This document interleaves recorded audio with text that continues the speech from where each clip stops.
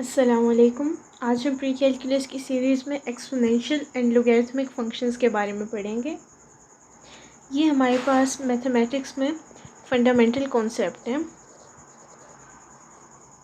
इनके बहुत सारे हमारे मैथमेटिकल कॉन्सेप्ट्स की ये बेसिस बनते हैं और इन्हें इसके अलावा साइंस, इंजीनियरिंग और ऐसे बहुत से डिसिप्लिन्स में इसका यूज़ किया जाता है इन कॉन्सेप्ट्स का। देन हमारे पास इसकी रियल वर्ल्ड एप्लीकेशंस भी आ जाती हैं, लाइक हम रेडियो एक्टिव डिके को कर सकते हैं कैलकुलेट, और इसके अलावा हम फाइनेंस में हमारे पास जो हम स्टडीज़ करते हैं इंटरेस्ट कैलकुलेशन वगैरह वो आ जाता है हमारे पास, और पॉपुलेशन ग्रोथ, इन सब में ये हमारे एक्सपोनेंशियल एंड लोगैरिथमिक फंक्शंस हमारे काम आते हैं। तो पहले हम एक्सपोनेंशियल फंक्शंस के बारे में देखेंगे।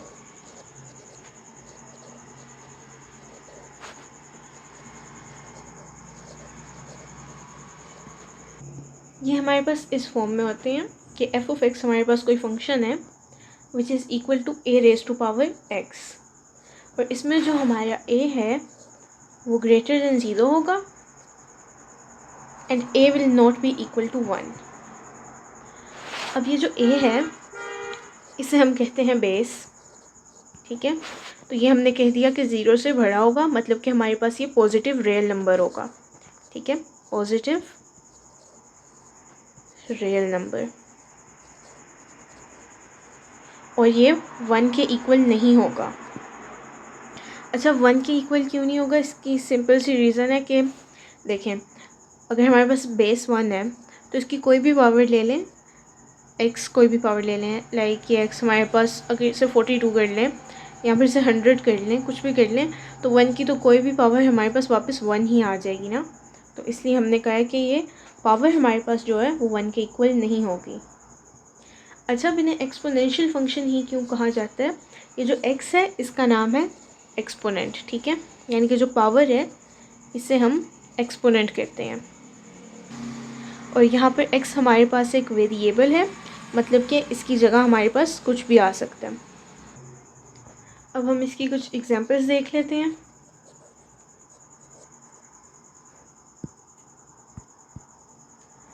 लाइक एफ ऑफ एक्स अगर हमारे पास 2 रेज टू पावर एक्स के इक्वल है, तो इसमें देखें 2 हमारे पास बेस है और ये 0 से भरी है, ठीक है, और x हमारे पास कोई भी वेरिएबल पावर है, तो ये हमारे पास एक एक्सपोनेंशियल फंक्शन है। देन एक और एग्जांपल देख लें, F of X is equal to 10 raise to power X, ठीक है, यहाँ पर हमारे पास F of X is equal to E raise to power x, और ये ई हमारे पास क्या है? ये हमारे पास अप्रोक्सीमेटली इक्वल टू है 2.718, और इसे हम कहते हैं नेचुरल बेस।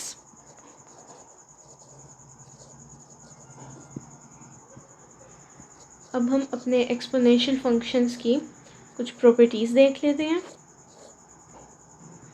तो फर्स्ट प्रॉपर्टी है हमारे पास कि जो भी हमारी बेस हो ए, अगर वो हमारे पास रेज टू पावर 0 आ जाए तो वो 1 के इक्वल होगा, और बेस हमें पता है हमारी 0 से भरी होगी, यानी कि पॉजिटिव रियल नंबर।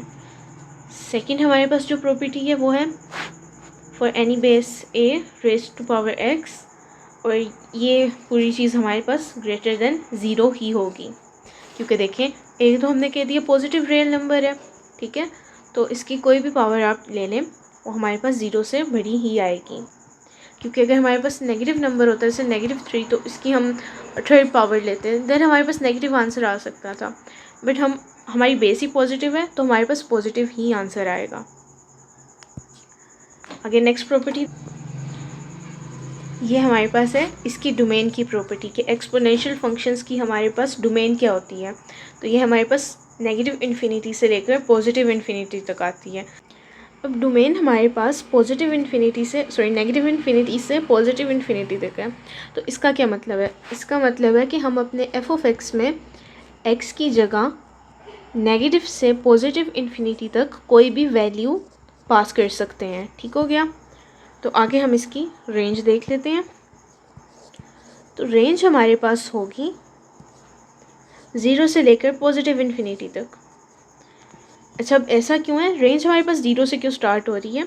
बिकॉज देखें आपने इस सेकंड प्रॉपर्टी में देखा था कि जो A of X A raise to power X है, ठीक है, क्योंकि एफ ऑफ एक्स तो हमारा A raise to power X के इक्वल है ना एक्सपोनेंशियल फॉर्म में, तो इसका आंसर तो हमेशा ज़ीरो से बड़ा होगा, मतलब कि हमेशा एक पॉजिटिव रियल नंबर ही हमें मिलेगा।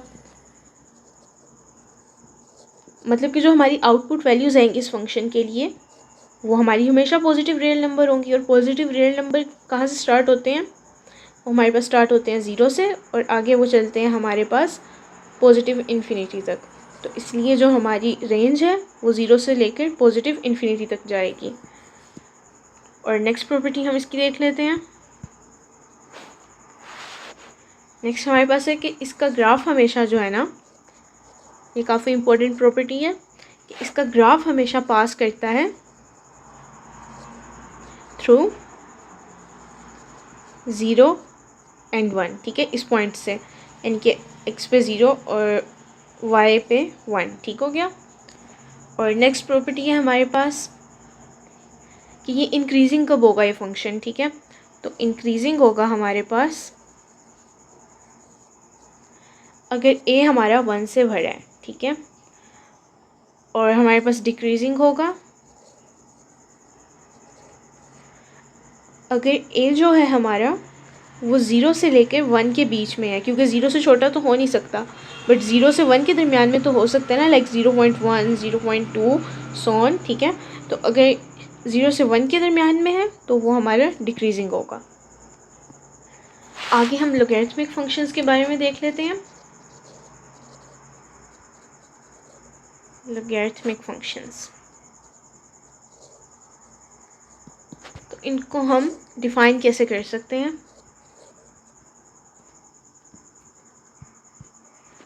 हम ये कह सकते हैं कि जो हमारे पास लॉगरिथमिक फंक्शन होते हैं ये होते हैं हमारे पास inverse of the exponential function. तो अगर हम अपने एक्सपोनेंशियल फंक्शन का इन्वर्स लें तो हमारे पास लॉगरिथमिक फंक्शन आ जाएंगे। देखिए फॉर एग्जांपल अगर हमारे पास था कोई भी y is equal to a raise to power x, ये हमारे पास क्या था? ये तो हमारे पास एक एक्सपोनेंशियल फंक्शन है, ठीक है। तो अब देखें अगर हम करते हैं इसको x is equal to log a of y, तो ये हमारे पास लॉगरिथमिक फंक्शन है। अब इसका मतलब क्या है, इसकी नोटेशन को समझ लेते हैं थोड़ा सा।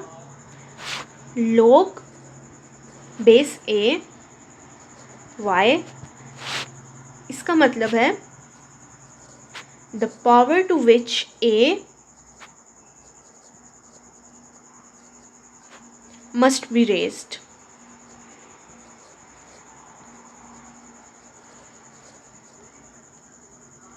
देखिए यहाँ पर हमारे पास ये जो पूरी हमारे पास टर्म आएगी, जो भी इसका आंसर आएगा वो क्या होगी? वो हमारे पास एक पावर होगी। अपने एक्सपोनेंशियल फंक्शन में देखें आप पावर को कैसे एक्सप्रेस कर रहे थे, x, ठीक हो गया।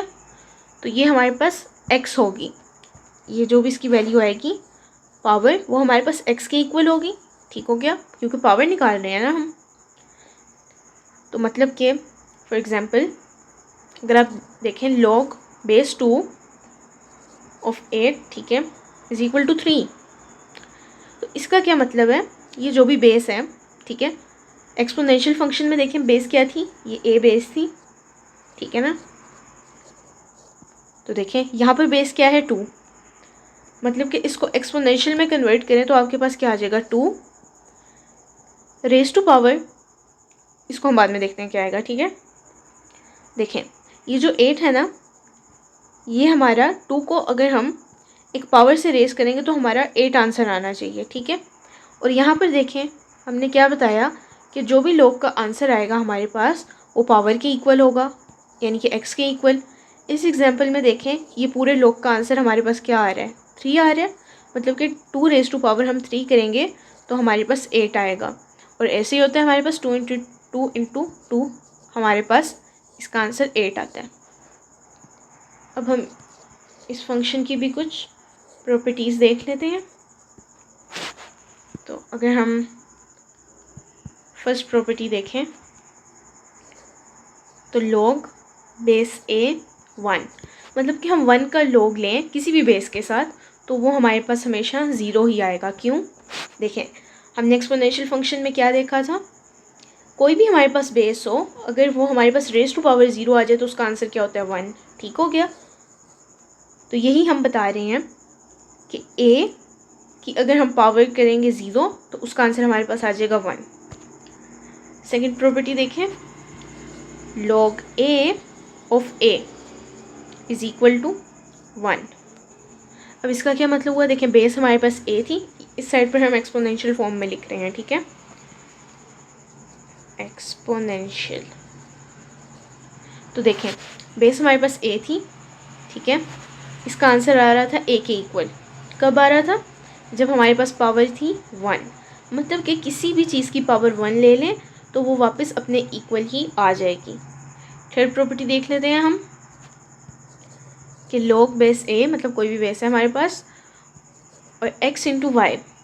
ठीक है, जब दो नंबर्स मल्टीप्लाई हो रहे हैं हमारे पास, ठीक है, और उनका हम क्या कह रहे हैं? log ले रहे हैं। ठीक है, तो इसे हम लिख सकते हैं log of a, log base a, x का log plus base a y का log। मतलब कि जो हमारे पास मल्टीप्लाई हो रहे हैं ना, और उन दोनों का log लिया जा रहा है, तो उसको हम इस तरह लिख सकते हैं, सम की फॉर्म में लिख सकते हैं। ठीक है, ये हमारे पास सिंप्लीफाई करने में रूल्स हमारे पास यूज़ होते हैं। नेक्स्ट देखें, अगर हमारे पास log लिया जा रहा है, ठीक है, x और y का, मतलब कि डिवाइड में आ गए हैं, तो देन हम इसको लिख सकते हैं log base a x minus log base a y। मतलब कि हमारे पास डिवीजन में आ जाए तो देन हम log को डिस्ट्रीब्यूट कर देते हैं x और y पे, और दरमियान में माइनस आ जाता है। मतलब कि मल्टीप्लाई के लिए हम प्लस में कर देंगे, और जब डिवीजन हो रही होगी देन हम माइनस में अलग अलग करके लिख देंगे। फिफ्थ प्रॉपर्टी देख लेते हैं कि अगर हमारे पास log हम जिसका ले रहे हैं उसके साथ हमने कोई पावर लिख दी है, फॉर एग्जांपल x की, ठीक है, हमने कोई पावर r लिख दी है, तो ये जो भी पावर है ना हमारे पास, ये आ जाएगी हमारे पास पहले। ठीक है, यानी कि ये पावर यहाँ आ जाएगी log से पहले, और देन हम बाकी जो बचा था x का खाली log लेंगे, यानी कि शुरू में मल्टीप्लाई हो जाएगी। देन हमारे पास एक इम्पोर्टेंट फार्मूला आता है, इसे हम कहते हैं चेंज ऑफ बेस फार्मूला। ठीक है, इसमें हम क्या करते हैं, अगर हमारे पास बेस थी a, ठीक है, हमने इसकी बेस को चेंज करना है, तो देखें पहले तो हम क्या करेंगे, जिस बेस में फॉर एग्जांपल हमने a बेस से b बेस में जाना है, तो हम लिख देंगे इसे b बेस के साथ, इस पूरे एक्सप्रेशन को a की जगह ना b के साथ लिख देंगे। ठीक है, लेकिन अब हमने a का कोई तो जिक्र करना है ना, ऐसे डायरेक्ट तो नहीं कर सकते, तो हम इसकी डिवीजन में लिख देंगे log बेस b, और साथ में एक बार इस a का भी log ले लेंगे ना। ठीक है, तो ये आपका चेंज ऑफ बेस आपने ऐसे ही करनी है। देन लोगैरिथमिक फंक्शन की हमारे पास डोमेन और रेंज क्या है? इसकी डोमेन है हमारे पास, देखिए हमने ये पढ़ा था ना, एक्सपोनेंशियल का इन्वर्स है। एक्सपोनेंशियल फंक्शन का अगर इन्वर्स है तो इसकी डोमेन और रेंज भी हमारे पास एक्सपोनेंशियल फंक्शन के इन्वर्स में ही आ जाती है, यानी कि उसका इन्वर्स हो जाएगी। तो डोमेन हमारे पास एक्सपोनेंशियल फंक्शन की जो थी वो इसकी रेंज बन जाएगी, और जो उसकी रेंज थी इसकी डोमेन बन जाएगी। उसकी रेंज क्या थी? 0 से लेकर पॉजिटिव रियल नंबर तक, यानी कि पॉजिटिव इन्फिनिटी, और इसकी रेंज, उसकी डोमेन क्या थी? Negative infinity to positive infinity. और इसके ग्राफ के बारे में भी थोड़ा सा देख लेते हैं कि जो हमारे पास लोगैरिथमिक ग्राफ होते हैं, फॉर एग्जांपल अगर y is equal to log 2 base 2 और x, तो ये हमारा कहाँ से पास करेगा? ये भी हमारा 1 और 0 से पास करेगा। ठीक है, और इंक्रीजिंग होगा, और इसका हमारे पास वर्टिकल एसिम्पटोट जो होगा, वर्टिकल एसिम्पटोट, ये हमारे पास आएगा at x is equal to 0। एक और हमारे पास इम्पोर्टेंट बात ये है कि जो हमारे एक्सपोनेंशियल एंड जो हमारे लोगैरिथमिक ग्राफ्स हैं, ग्राफ्स, ये हमारे पास क्या हैं, ये हमारे पास मिरर इमेजेस हैं। और कहाँ पर? Across the line y is equal to x। तो ये हमारे पास मिरर इमेजेस हैं, ये आपने याद रखना है। Across the line y is equal to x। अब हम कुछ एक्सपोनेंशियल इक्वेशंस को सॉल्व करके देख लेते हैं। For example 2⁻x is equal to 16 है ना, ठीक है। तो हमारे पास यानी कि x की जगह क्या आएगा, हमने x फाइंड आउट करना है। तो देखें, आपको पता है कि 2⁴ करें हम तो वो हमारे पास 16 के इक्वल आता है ना, ठीक है, ये बात आपको पता है। तो अब ये जो 16 है इसको आप 2 की बेस में भी लिख सकते हैं ना, तो लिख लेते हैं। मतलब कि ये 2⁻x है इज़ इक्वल टू 2⁴। अब देखें ये बेस हमारे पास सेम है ना, तो इनके एक्सपोनेंट्स को हम इक्वेट कर देते हैं, तो x इज़ इक्वल टू 4 आ जाएगा हमारे पास। एक और एग्जांपल देख लेते हैं हम इसमें। देखें 3⁻2x इज़ इक्वल टू 81। अब देखें 81 को हम अगर देखें 3 की बेस में लिख सकते हैं। अगर आप 3 को मल्टीप्लाई करें, अगर आप 3 की 4th पावर लें, ठीक है, तो आपके पास क्या आता है, 3 की 4th पावर लें तो आपके पास 81 आता है। तो ज़रा सेम बेस में लिख दें, इज़ इक्वल टू 3⁻4। तो अब देखें 2x को, देखें बेस सेम आ गई है, तो हम एक्सपोनेंट्स को इक्वेट कर देते हैं। 2x is equal to 4, 2 2s are 4, ठीक है। तो x इज़ इक्वल टू 2। अब हम लॉग को यूज़ करते हुए ना इनको सॉल्व करते हैं। फॉर एग्जांपल x 5⁻x है हमारे पास, ये 30 के इक्वल है। तो अब लॉग का यूज़ करते हुए हम इसे कैसे करेंगे, तो देखें टेक लॉग, तो हम ऑन बोथ साइड लॉग ले लेंगे। तो देखें हमने लिया, अगर लॉग इस 5x का हमने लॉग लिया, ठीक है, 5⁻x का, और इक्वल टू हमने लॉग लिया है 30 का, ठीक हो गया। तो अब देखें हमने प्रॉपर्टी पढ़ी थी कि जो पावर होगी अगर हमारे पास जिस चीज़ का लॉग ले रहे हैं वो पहले आ जाएगी। तो यह आ गया x और log of 5 is equal to log of 30। तो हमने तो x फाइंड आउट करना है, तो देखें ये लॉग 30 है ना, लॉग 30, लॉग 5 यहाँ पर देखें मल्टीप्लाई हो रहा है, यहाँ पर हमारे पास डिवाइड हो जाएगा, ठीक है। तो इसे जब आप कैलकुलेटर पे करेंगे तो आपके पास एक अप्रोक्सीमेटली आंसर आएगा 2.11 के इक्वल। और जब आपके पास इक्वेशन में लॉग आ जाए तो वो क्वेश्चन भी देख लेते हैं हमने कैसे सॉल्व करना है। तो फॉर एग्जांपल हमारे पास क्वेश्चन है log बेस 2 और x इक्वल टू 5। तो देखें इसको हम कैसे एक्सपोनेंट वाली फॉर्म में कन्वर्ट करेंगे पहले, ठीक है। तो देखें ये x हमारे पास इक्वल होगा, ये देखें ये 2 हमारे पास बेस है, ठीक है, ये बेस आ गई 2, और ये 5 क्या है, ये मैंने आपको क्या कहा था, पूरा लॉग का एक्सप्रेशन किसके इक्वल होता है, ये हमारे पास पावर के इक्वल होता है। तो ये हमारे पास पावर में 5 आ गया। अब जो हमारे पास कुछ लॉग के रूल थे उनको यूज़ करते हुए एक क्वेश्चन कर लेते हैं।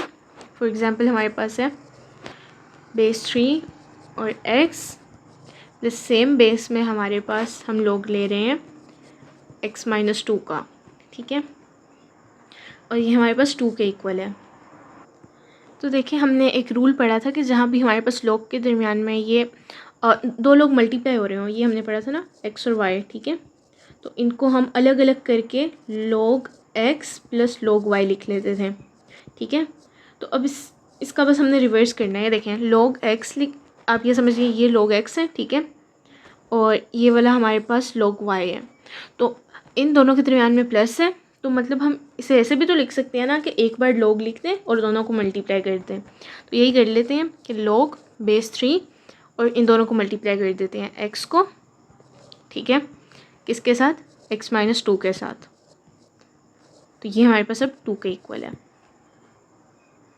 अब log से एक्सपोनेंशियल में हम कन्वर्ट कर लेते हैं। देखें ये जो है हमारे पास इक्वल आ जाएगा x-2, ये हमारे पास इक्वल आ जाएगा,